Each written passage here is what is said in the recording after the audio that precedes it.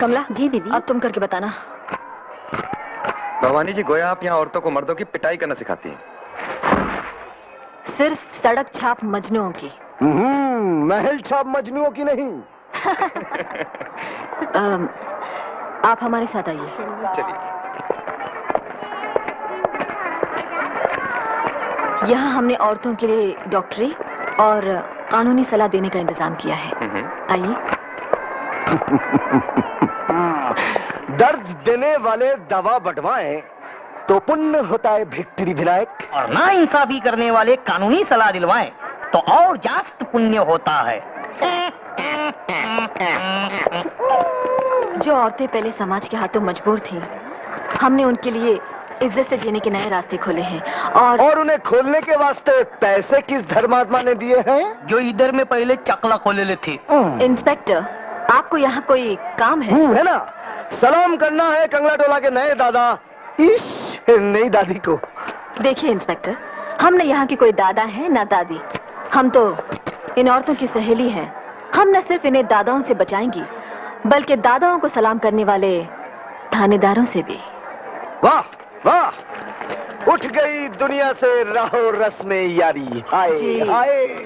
आपने कुछ कहा? जी हाँ, कह रहा था कि आप भी एक मोहरा बन गई हैं किसी की राजनीतिक शतरंज का। मैडम, जब तक आप बच्चों की मां नहीं बनेंगी, बच्ची ही कहलाएंगी। आपको यहाँ किसने बुलाया है? लो, आप भूल गई, पुरुषोत्तम जी का हुक्म है कि अफसर लोग आकर आप ही को रिपोर्ट दें। तो आप लिख कर भेज सकते थे, जैसे औरों ने भेजी है। ये मैडम, मेरी लिखावट तो डॉक्टर की प्रेस्क्रिप्शन की तरह है, जो खुद को समझ नहीं आती। मुख्तसर सी रिपोर्ट है, मुंह ज़बानी सुन लीजिए। सुनाइए। पुरुषोत्तम जी के राज में गाड़ियां टाइम से मतलब 5 मिनट पहले छूट रही हैं, और बाबू लोग दफ्तर में टाइम से मतलब 10 मिनट पहले पहुंच रहे हैं। गुंडागर्दी की दुनिया में हर छोटी मछली बड़ी मछली के पेट में पहुंच चुकी है।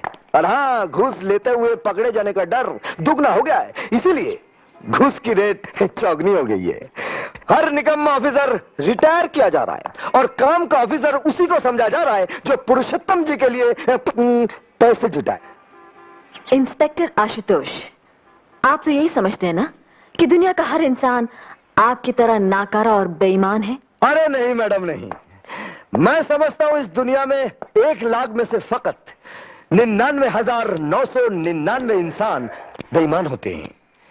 एक आपके जैसा नादान भी होता है जो हर बेईमान को ईमानदार समझता है। आप अपनी अक्लमंदी समेत फौरन यहां से चले जाइए। अरे मैडम मैडम मैडम मैडम, एक तो शेर सुनती जाइए। जी धन्यवाद, हमें आपसे कोई शेर वेर नहीं। अरे शेर नहीं तो गधा सुन लीजिए, अपने पुरुषोत्तम जी के स्वच्छ प्रशासन के बारे में। क्या है, सरकार भला होती क्यों ना उनकी पाक साफ, सीखे हुए तय करना अपने 100 खून माफ। रोको। मैडम, ऑटो आने तक एक तो और शेर सुन लीजिए। देखिए, न आपसे हमारा कोई वास्ता है, न हमें आपसे कुछ सुनना है। अरे मैडम, दुश्मनी का ही सही कुछ तो वास्ता रखिए मैडम। क्या है, कता कीजिए ना ताल्लुक हमसे, कुछ नहीं है तो अदावती सही। घर में आपकी माँ बहन तो होंगी ना, जाकर उन्हीं सुनाइएगा ये शेर। ओ मैडम, एक मिनट। आइंदा अगर ऐसी बात हमारे सामने बोली ना तो एक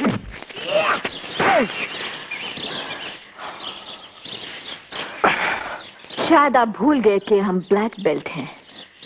मैडम, मैं शायद आपको बताना भूल गया कि मैं भी ब्लैक बेल्ट रह चुका हूं। हो सकता है कि आप कभी जूडो और कराटे चैंपियन रहे हो, और शायद मर्द और इंसान भी, मगर अफसोस अब नहीं। मर्द तो मैं हूं ही, और बदतमीजी बर्दाश्त नहीं करता। और एक बात सुन लीजिए मैडम, मैं भी एक इंसान हूं और मुझे भी बुरा लग सकता है। मेरी मां बचपन में मुझे छोड़ गई, और मेरी बहन को उस भ्रष्टाचार ने मुझसे छीन लिया जिससे आप जुड़ रही हैं। हम भ्रष्टाचार से लड़ रही हैं। उस धर्मदास की खिदमत करके जिसने केशव का खून करवाया। अपने सत्तार मियां के सुर में सुर मिलाकर आप भी धर्मदास जी के खिलाफ झूठे इल्जाम लगा रहे हैं। झूठे इल्जाम? जी। देखिए, ये रिपोर्ट केशव ने पुलिस में दर्ज कराई थी। इसमें उसने धर्मदास से जान का खतरा होने की बात कही है।